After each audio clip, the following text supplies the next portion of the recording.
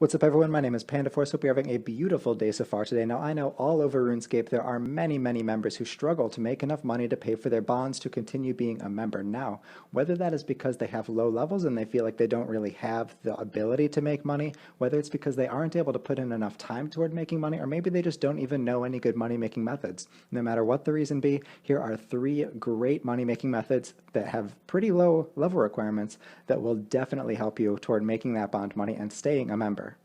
First, let's assume that a bond costs 11 mil. I know right now they're closer to 10 mil, maybe even a little bit below or above that, but let's overestimate and say 11 just for good measure to make sure that even if bonds do go up a little bit, this will still be relevant. That being said, 14 days from a bond, you would only need to make around 786K per day on average to pay for your bond. That really doesn't sound like a lot, and that doesn't necessarily mean you have to do 786K every day. Obviously, you could make twice as much some days and then none on other days.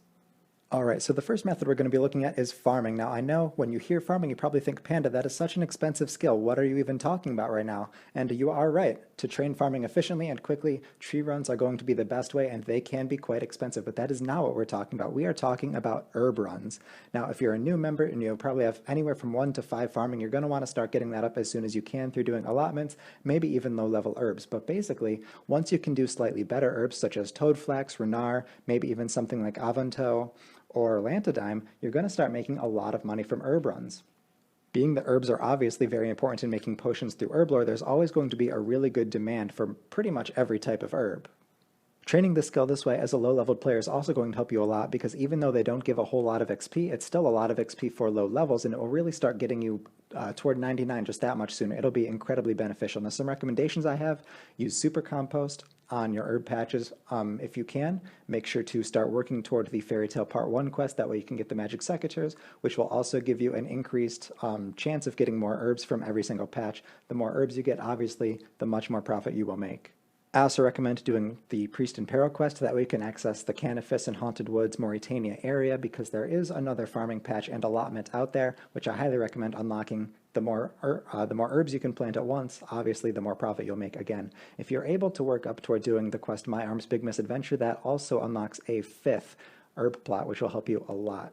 Now, other things that might help you in terms of convenience, maybe not increase your profit, but if you were to work on the Lumberage task set to get to tier 3, that will unlock the Cabbage Port on your Explorer's Ring. Just makes it that much easier to get to the allotment area south of Falador.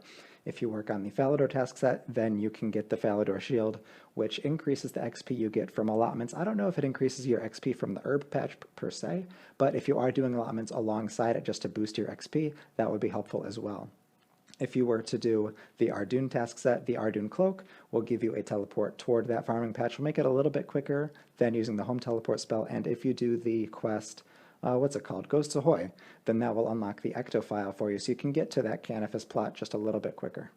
As you will see though, one herb run you can really make anywhere from 150 to 300k depending on how lucky you are with how many herbs you get per patch. Again, this was only with 4 patches. If you're able to unlock the 5th, that'll help you that much more. An important thing to note is the herbs only take 80 minutes to grow as well, so you can do this several times per day, especially if you're really keen on keeping track of it. This in itself could probably pay for your bonds if you were to do enough farm runs per day. I really only managed to do a couple farm runs per day. I really wish I was attentive enough to be able to do more, but if you can't, it's really not a problem. As you'll see, these next couple methods will cover anything that you might not be able to get through farming. So the second method we're going to be talking about is Viswax. Now if you don't know, the Rune Goldberg machine was a somewhat recent addition to the game. It is in the Runecrafting Guild, so you will need level 50 Runecrafting. If you don't have that already, whether you're pay to play or free to play, you can get that pretty quickly through RuneSpan, even in free to play. It will only take maybe a few hours, if that, so it's really nothing to stress too much about. If you don't already have a Wicked Hood, you're really going to want to pick one of those up. You can get one right here in Berthorpe at Tam McGruber, I believe his name is. This will just make getting to the Runecrafting Guild a million times faster. So you can click on your Wicked Hood and teleport there, and basically what you have to do is figure out the rune combination that will give you the most Viswax. There's a friends chat dedicated to this called Viswax FC. You can join that friends chat and ask them what the combination for the day is. Basically, the first rune will be the same for everybody. The second rune is between one of 3. It depends on what player you are. It's pretty much random between those 3 runes, but it will only be within those 3. And the third rune, I should say, is random for everybody. So they can't really help you for that one. Now, If you can't get into the friends chat, or maybe you just don't really want to join the friends chat, you can also search VisWaxFC on the RuneScape official forums, and you will definitely find plenty of helpful posts if you just click on the correct forum thread and go to the last page.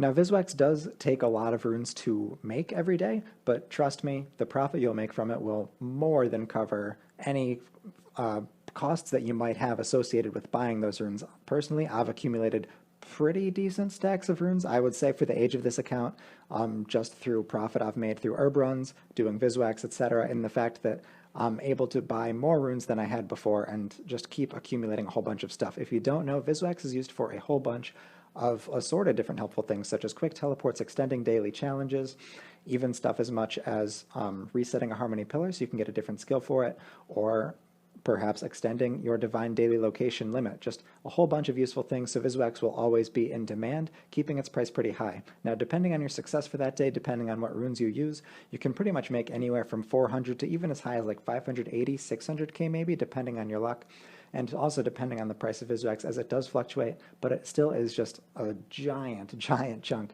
out of that 800 or 786k per day that you should be making.